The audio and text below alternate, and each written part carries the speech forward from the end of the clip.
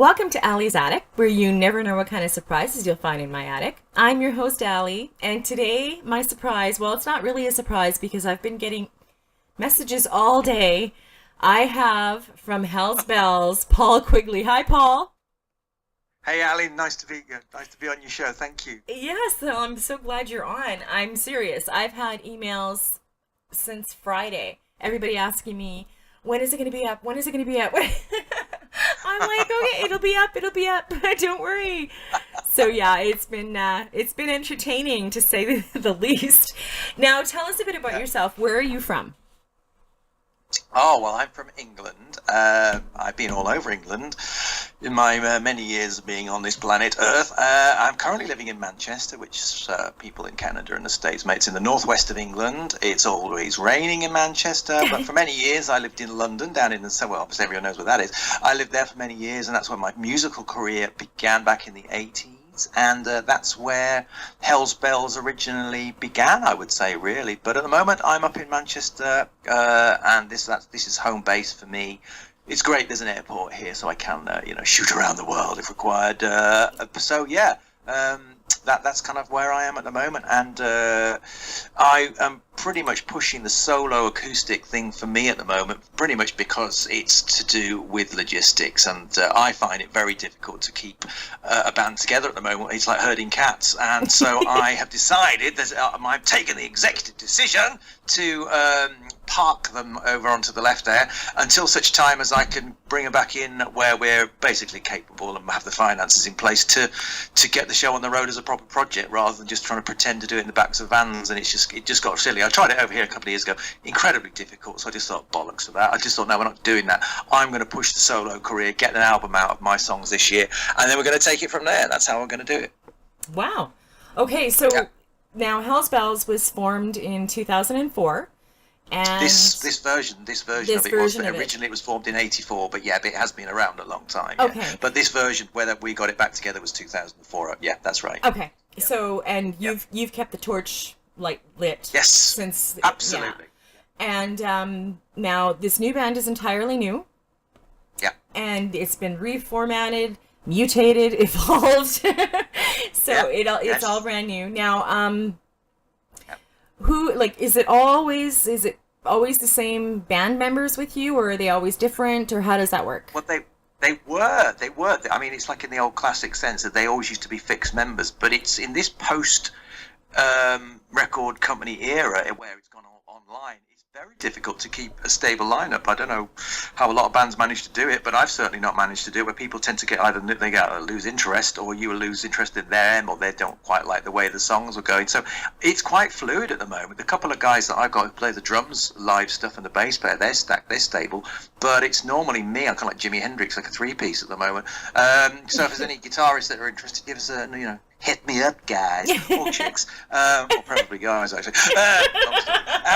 Yes, exactly. So I mean, it's fluid. It's got to be fluid, because I don't really want it to be too ring fenced anymore. I find that when you tend to play with the same people, you come out with the same outcomes a lot of the time. I'm not being funny about it, but it's true. So I quite like playing with new people. So let's keep it fluid. The band is more of a conceptual thing, I would say, to be absolutely frank about it. Now it's more gone in that direction only through economics and necessity, because the whole internet, social media has changed everything, and you can't keep 3 or 4 people happy if you're not constantly gigging, constantly working, constantly getting paid money. People's interest wanes, or they have domestic issues that you've got to think. So it's unrealistic in a way to try and expect all that to hang together for months and years on end. It just doesn't work like that anymore. It's like a relationship. They sometimes they come and they go, Ali. You know what I mean? So same with bands. So I just thought, bollocks to it. Let's keep. I'm the central core guy. I write the songs, I sing the songs, and I present the whole project. So who plays drums, bass? It's almost to be some. They'll be friends, they'll be fellow musicians, but I can't be that tied down. So it won't work that way. So yeah, I've had a few guys in the last few years who played those instruments in the few live gigs that we've done, where it has been an absolute nightmare to get it all together. I've had people that I've got a couple of friends that will do that. But I mean, at the moment, I really want to make it so it's Paul Quigley doing Hell's Bells songs, as well as my own acoustic solo things that I've been writing more recently. Then we will revisit the whole band thing, and whoever jumps on board, then it's I'll see what Jimmy Page is doing. Really, I'll give him a ring, see if he's interested. Yeah, Yeah, Jimmy, yeah. Robert's not interested in Led Zeppelin. Come and join my band for half a year. Let's go around the world, mate. All right then. I don't mind. I'm not fussy. Yeah, that would be a blast. So just so everybody knows, because I know I've had a lot of country people on my website. You guys, well, you. Paul Quigley, you fuse metal, classic heavy rock, progressive art rock, and it's mixed with an ethnic and acoustic folk balladry. So there's really no category for what you do. It's just whatever you produce is whatever you produce. But I'm going to tell you, I have listened to it and I absolutely love all of it. Oh, thank you, Ali. You're welcome. So there's no little box I can put you in, no genre. You're on your own. So how old were you when you started getting interested in music? Oh, this is how everyone you hear is like a year younger than the previous one, and I say, well, my stock answer to that one is I was actually an amoeba in the womb, and I suddenly heard Jimi Hendrix. No, I'm a liar. It wasn't at all. I was, everyone's like, oh, I was 3 years old and I was in the choir. Oh yeah, that means you're definitely going to be a star, doesn't it, love? I mean, it's pathetic. It doesn't work like that, darling. We all know you're lying. Basically, I was, let's cut to the chase. It was when I was about 40 and I couldn't get a girlfriend. All right, that's when I started. Oh, but Jesus, that's what any bloody place say. Oh yes, I was a child prodigy at the age of 3. No, they weren't. They were lying. So I was just take it to the nth degree and say I'm an amoeba. I was an ovum, and I suddenly decided to be a heavy rocker. Oh my God! You know what? I knew this interview was going to be a blast. I'm already crying from laughing. Excellent. So there you go. Goodness. So joking aside, I would have been about 12 when my elder sister's boyfriend brought in a copy of one of Hendrix's albums or Led Zeppelin's, and I thought, holy cow, this is incredible, this makes Jimmy Osmond look like, Ozzy Osbourne. This is incredible. So I just thought, yeah, this is for me, heavy rock. And everyone went punk about 4 years later, in about late 70s, and I was still long hair and flares and all that sort of stuff, and so I was a very belated rocker, I suppose you'd call it. And then I played bass and guitar and learnt all the chords, like you do, and then I got to sort of mid-teens, and none of the people in my local area where I was at the time, in the Midlands, near where Black Sabbath were formed in Birmingham, where I'm now. I used to be around there at the time. Nobody could sing, Ali, so I was the only one. I was like, oh, bloody hell, if no one can sing. Oh, yeah, I can play guitar, and I can play drums, but I can't sing. Who's going to sing tonight? So it was me. I decided I'm going to sing tonight. So, all right, then. So I ended up putting the guitar down, even though I was a better guitar player than all of them. I just thought, bloody hell, well, let's keep this show on the road back then. So I put the guitar down, or teach them the chords, and then get onto the microphone and sing the sodding songs. And then after, you do cover versions in them days. So you were doing like Judas Priest, Led Zeppelin, Black Sabbath, all that sort of good stuff, and Bachman, Turner Overdrive, Fogger, all these classic old bands, and you learn all the whole repertoire, Beatles, Stones, blah blah blah blah. So you learn it all, and it become like go under your surface of your skin, you'd love it. And then of course that's when your own songs start to come through, because you'd be sitting there of an evening noodling around with your acoustic or whatever. That's how I started, and little things start to pop into your head, and it's never you don't sort of set out to write a song. They just tend to, well, for me it certainly tended to happen organically. I never sat down and thought I'm going to write a song tonight. I just ended up coming up with these little tunes where I'd sing my own words to it, and then I thought, oh crikey, that's how they do it, is it? And that's how I began. So I've kind of this mutation from doing all cover versions to perform to local people, to actually thinking I'm actually doing this for more personal reasons, for my own kind of therapy, I suppose you'd call it, or whatever at the time, just to sort of get through the day. And of course you get a little bit older and you put the guitar down, and then I decided after college I was going to go up to London and actually take it seriously. This is back in the late 70s, early 80s, when I was a young whippersnapper, Ali. And, I went to university with the full intention of leaving, which I did, as soon as I possibly could. But Mum and Dad said, right, you're going to have to do this BA course. I said, yes, I am. Bastards. And I took up about 2 years later. I thought, right, that's it, I'm out of here. And because I was in London, I thought, great, all the newspapers were aired. And so I was able to check all the classified ads and find the best London bands looking for replacement members, and lo and behold, it's a long story short, there were lots of other bands. One of them was Discharge, who'd just come back from seminal punk band back from an American tour, and they were they'd split in two, and two of the members were splitting off to do hair metal, I suppose you'd call it, British style, because they'd spotted bands like Motley Crue and Rat down in LA, and they thought they want a bit of that now, rather than hardcore punk.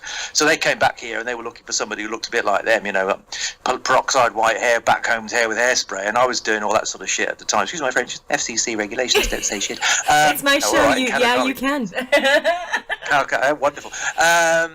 And so it wasn't an F-bomb, was it? At least it could be worse. No, Anyway, yeah. So, long story short, I'd just done a couple of videos for a female heavy rock band called Girls School, all on the website, people. If you want to go and have a look at hellsbells.co.uk, it's all there, the whole archive, so I won't bore you with all the detail. But long story short, I bumped into these two chaps who were looking for a fellow loony like me to bash out some very loud, heavy rock, sort of fast thrashing stuff, and I was writing all that stuff at the time, and we were very lucky. We got on so for more than 5 minutes, and we managed to pull the band together and got a manager who got us a deal, and which was like, holy grail time.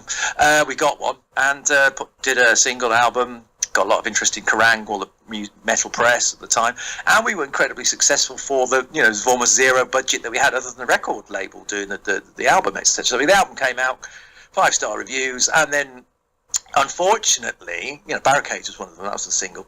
Okay. It didn't take off in the way that it should have done because we didn't get the financing in the way that, say, bands like Rat and Motley Crue were from some of the big labels. We didn't get a big label. We got a very large indie label who were very good at distribution, but they were very poor at financing bands where you have to do what they call buy-ons. We had to do a buy-on to a support tour for a big band. So if you had, like, Ozzy Osbourne's going on tour, he'd need a support act, and you'd buy onto that tour by giving them, say, $10,000 or something, and you'd cross the, you'd grease the palm of the management with 10 grand, and they'd let you turn up and do basically sound check for the main act across the country. That's how it works, or did at the time anyway. And but they wouldn't get the money. They wouldn't get their money out of the pocket. So they said, yeah, we'll finance your album and all the promo in the press, but they didn't actually then put the money where their mouths were, made sure that we could actually get out there and play live. So we were financing all our own gigs locally around London and the southeast of England, but we couldn't get on the plane to LA, which is where we would have mopped up, but they didn't do it, so it didn't happen because we were stuck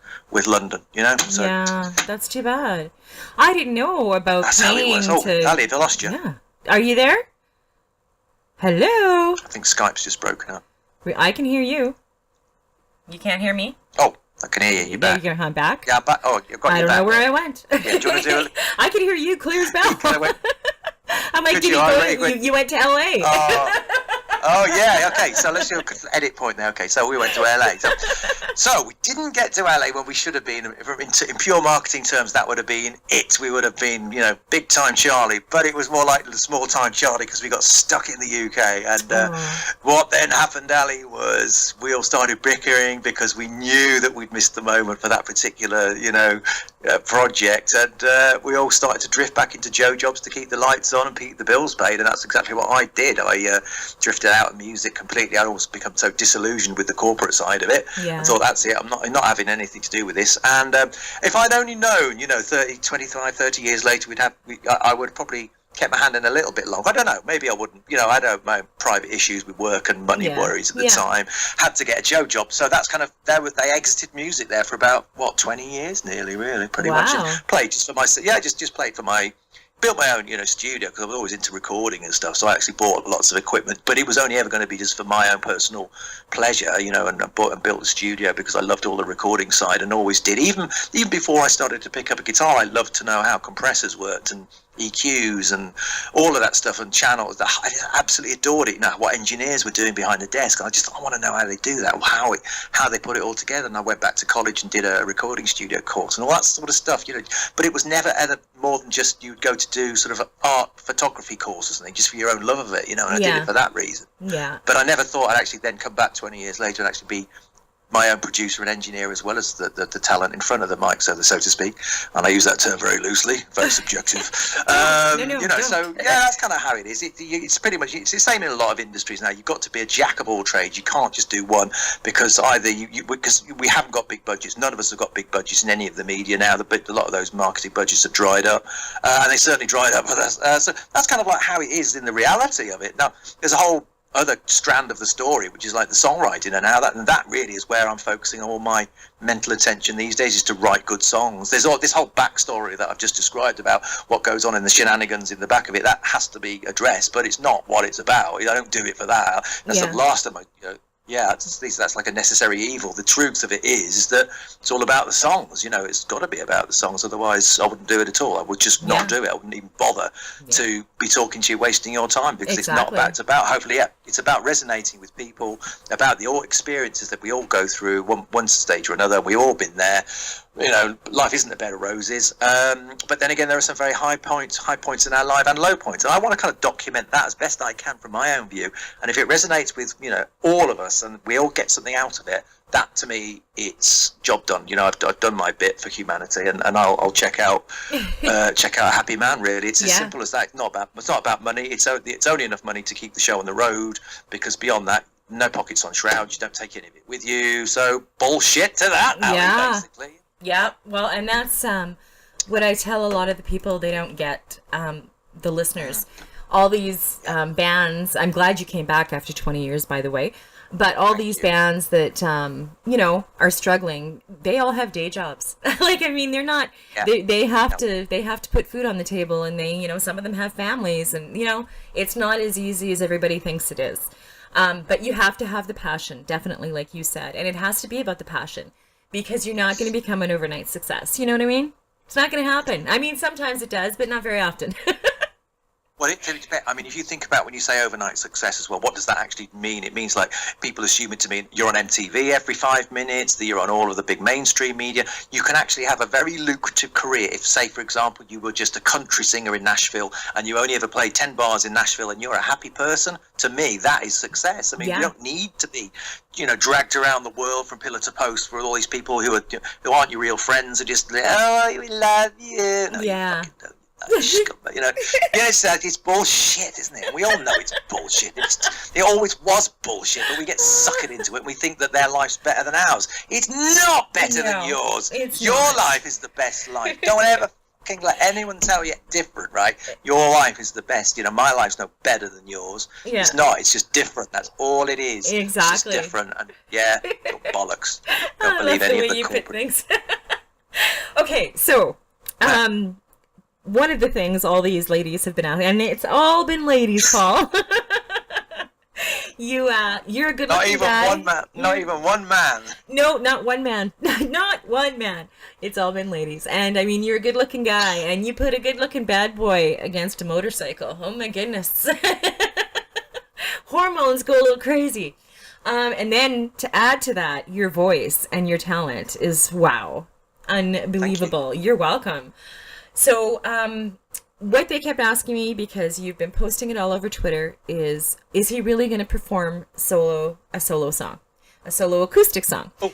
And yes, he is. And are you not? Oh no, I absolutely am. Would Madam like to suggest when this might take place? Well, how long do you need? I could go on all night. But then again, somebody's going to take that out of context as well, didn't he?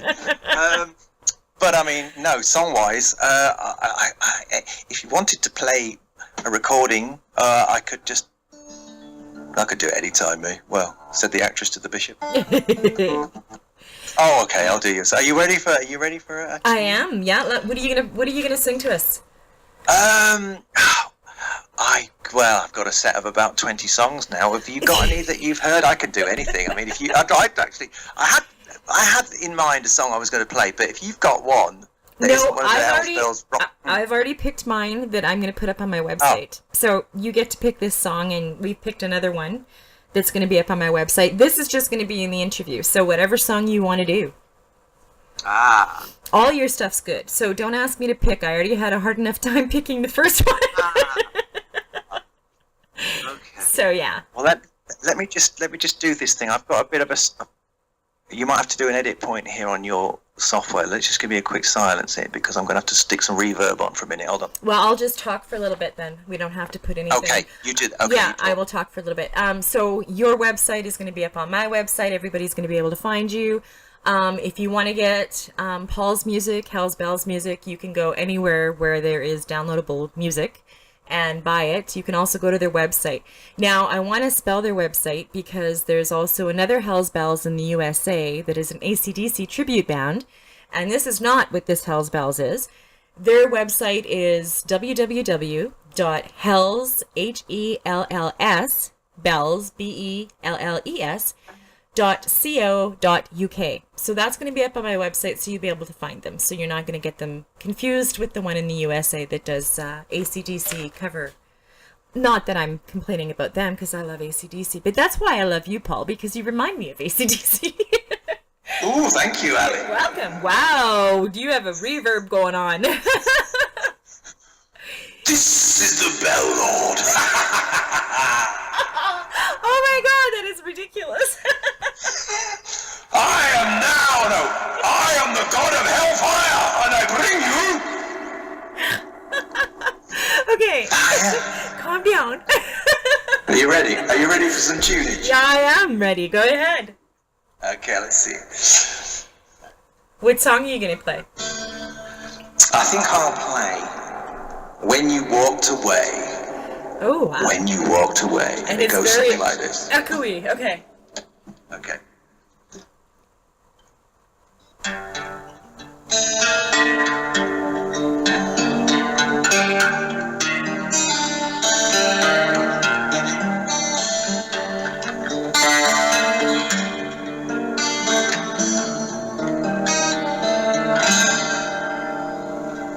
When you walked away, you changed my world. Turned it upside down until I found I'd run aground, drowning in my tears. So many years and bitter words ringing in my ears. You never heard me talk about it. I screamed so silently, but you know you let it all go. When you walked away, you turned my daylight into dark. My bleeding heart is beating still, and still without your love I love in vain. I'm going safe. If I don't lose my mind, you'll never find a sweeter love. So I must walk away.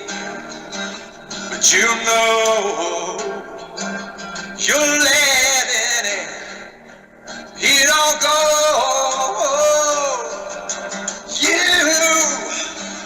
You left me lonely, and you're letting it go.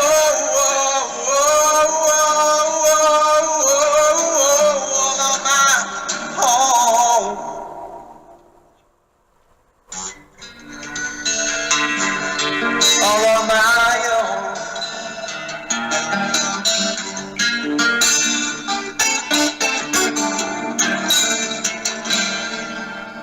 When you walked away, you turned my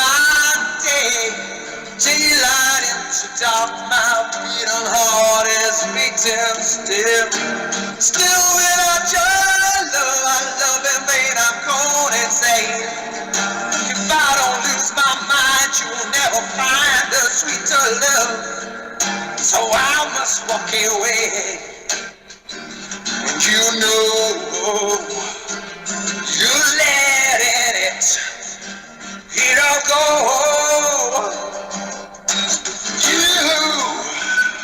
You left me lonely, but oh yeah, you're letting it go. Yeah, all on my own. So baby, won't you spare me the love song here? Spare me the say.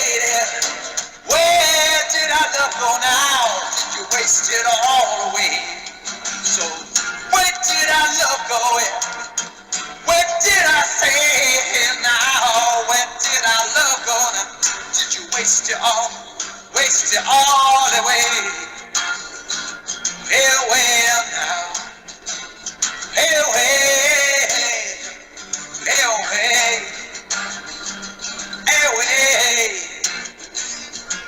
Well now,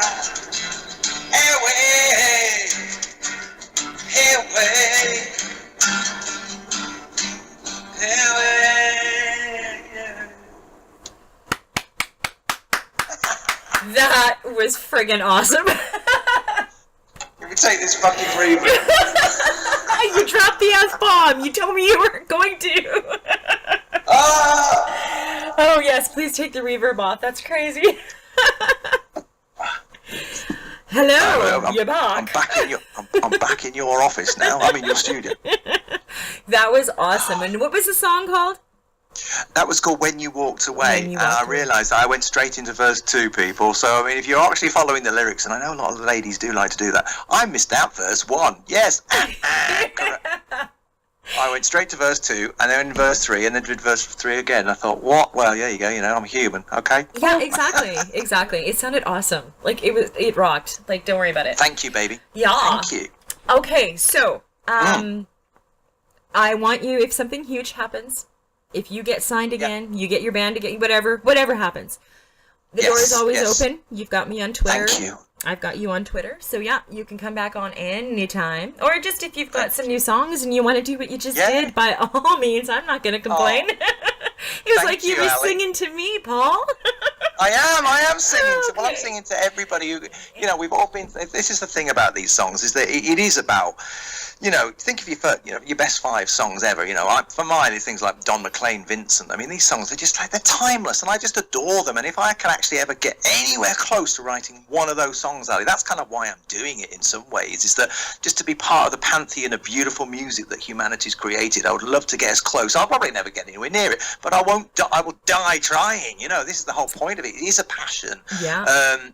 And money, unfortunately, our current society means that you need a shitload of it to try and keep the show on the road, and it ain't easy. No. And a lot of the time you kind of think, oh, do I give up? But you must never, whatever your endeavour is, don't ever give up, because you can, your passion will take you a long way. So just keep going, people. Just keep it up. Keep going. Same for you, Alec. Keep it, never surrender. Never surrender. Okay, that's a good song too, but anyway.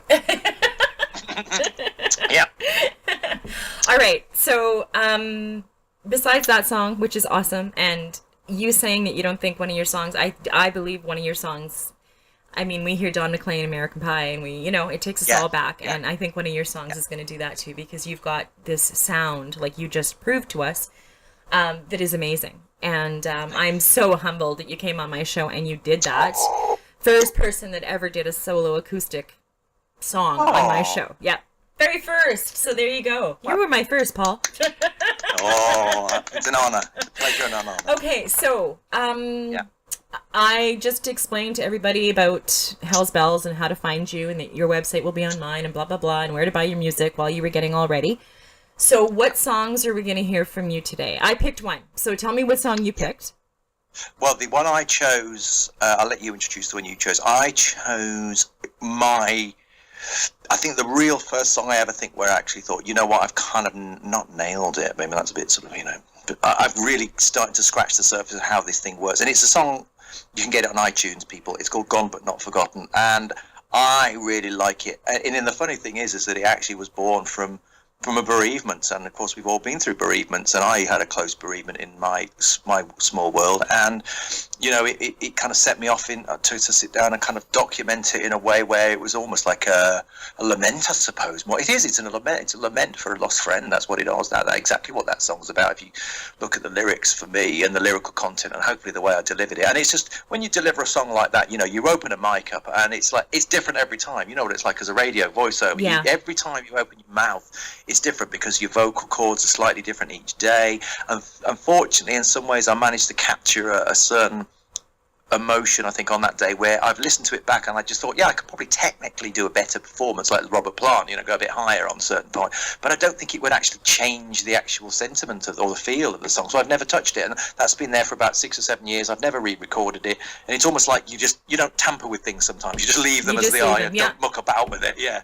And that's why I like Gone But Not Forgotten. So that's why I chose that one. I'd like people to hear it who haven't maybe already heard it, that hopefully they'll get something out of that. So I chose Gone But Not Forgotten today. And it's a great song. Now, I went through all of your songs, and I like, the hardest part for me was picking one. Thank God I didn't have to pick two. I chose Barricades. You did. I did. I love the song. Why do you love Barricades then, Alex? I like the beat. It had me, my head was going. Yeah, I liked that. But talking about getting to somebody and getting through their barricades was the part that Yes. it was the hook for me, because Was it? Yeah. all of us have barricades, you know? We do. And Yes, it yes. takes, special people to get, we'll let them through, but they have to be that type of person, like our people, our kinds of people. They do. They do. So They that's do. why I picked that song, because yeah, I like the meaning behind it. So yeah, that's why I picked it. Well, you'll be very pleased to know then, Ali, that I'm actually bringing Barricades back from the dead to actually. It's in my live set as an acoustic version of Barricades, and I'll be playing it this Saturday. Actually, people, I'm going to be playing it live this Saturday. If you actually have to be in England, but that's a different story. So actually, Barricades has come back. It's not it's played exactly the same way as it was as an electric version, but the lyrics are the same, the sentiments are the same, and the melody's the same. So Awesome. I'm going to be filming that on Saturday. So that'll be up at my YouTube channel. I'll give you the links for that. So Barricades is back. So okay, I have a lot of people from the UK that listen to me. Where are you playing? I'll be playing at the Saddle. It's a place called the Saddle Rock Club in Chester on, what's the date on Saturday? April the 29th. That's right, Saturday, April 29th, about 8 o'clock. And then I'll be playing there again 2 weeks later on May the 13th, around about 8 o'clock. And then there's 2 more dates in June. Then I've got 2 festival dates at the end of June and beginning of July. That's in Carlisle, and those will be on my Twitter feed. If it's the 30th of June, 1st of July at the Carlisle Arts Festival in Carlisle, Cumbria. Tickets available. I'll check out my Twitter feed for that. And then back to the Saddle in July for 2 dates, and again in August for a date. So I think I've got 11 dates booked solidly across that period. So I've got to be on top of my game really, because I'll be video all of them. They'll all go up on the YouTube channel, so you won't miss people. I'll be ramming it down your throats. Awesome. Okay, so Yes. all the ladies that have been messaging me, if you live anywhere near there, you know where to go, but it will be up on, like you said, YouTube. Now, what was I going to say now? Now I completely forgot. Okay, anyway. Well, the songs. Not Forgotten and Barricades, they'll be up on my website. And your website will be up there too. Now, just so everybody knows, and everybody, I'm not live. I don't have a radio station yet, I wish. So it takes me a little while to get it up onto my website, but I've let all the ladies that have messaged me know that. I feel like I'm in a dating service or something. Very weird, Paul. Very weird. So change it for Ali something else. Yeah. What are you finding in my attic? Anyway. Yeah. Thank you so much for coming on. Thank you for performing acoustic solo. That was beautiful. Like, it blew my mind. I'm like in awe. And like I said, they're all unique. The things about that is that you'll never hear that again, because I'll never play it wrongly twice. So I mean, it'll always be wrong. You'll remember the first verse. Yeah, that's a unique, absolute unique performance, and it's yours. You can do whatever you want with it. It's a present from. So yeah. Well, thank you. I'm gonna cherish it. It'll be on my YouTube channel forever. So Wonderful. I mean, it won't be on my website forever, but it'll be on my YouTube channel forever, because this is totally going to be a YouTube video. Right. Okay. So thank you so much for coming on. And like I said, anything huge happens, anything you want to share with me, you've got me on Twitter.